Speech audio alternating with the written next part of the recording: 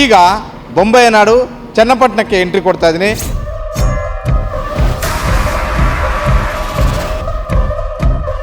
ಗ್ಯಾರಂಟಿಗಳು ಸರ್ಕಾರ ಯಶಸ್ವಿ ಆಗಿದೆಯಾ? ಆಗೋದಿಲ್ಲ ಅನ್ನೋ ಮಾತೇ ಇಲ್ವಲ್ಲ. ಬಸ್ ಬ್ರೇಕ್ ಹೇಳಿದ್ರೆ ಯಾರು ಕೇಳಿರಲಿಲ್ಲ, ಏನಕ್ಕೆ ಬೇಕಿತ್ತಿದ್ದು? ಸ್ವಾಮಿಗೆ ನಾವು ಬಸ್ಸಲ್ಲಿ ಹೋಗ್ಬೇಕಾದ್ರೆ ಗಂಡಸರುಗಳು ತಿರ್ಗಾಡೋಕೆ ಆಯ್ತಾ ಇಲ್ಲ.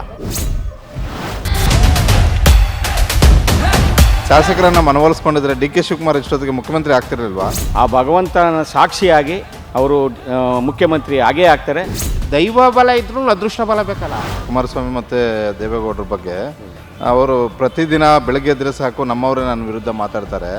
ಅವ್ರದ್ದು ನಡಿಬೇಕಲ್ಲ, ಕುಮಾರಸ್ವಾಮಿ ಅವರು ಮುಖ್ಯಮಂತ್ರಿ ಆಗ್ಬಿಡ್ತಾರೆ, ಶಿವಕುಮಾರನ್ನು ಒಂದು ಹೊಟ್ಟೆ ಕಿಚ್ಚೋಸ್ಕರ ಮಾತಾಡ್ತಾರೆ ಅಂತ ಹೇಳಿರ್ಬೋದು. ಸರ್, ಇವತ್ತಿಗೂ ನಾವು ಕುಮಾರಸ್ವಾಮಿನೇ ಪರಮ ನಾಯಕ ಅಂತ ಹೇಳೋದು. ಚನ್ನಪಟ್ಟಣದಲ್ಲಿ 28ಕ್ಕೆ JDS ಮೈತ್ರಿ ಇರುತ್ತಾ ಹೆಂಗೆ ಅಂತ? 100% ಮೈತ್ರಿ.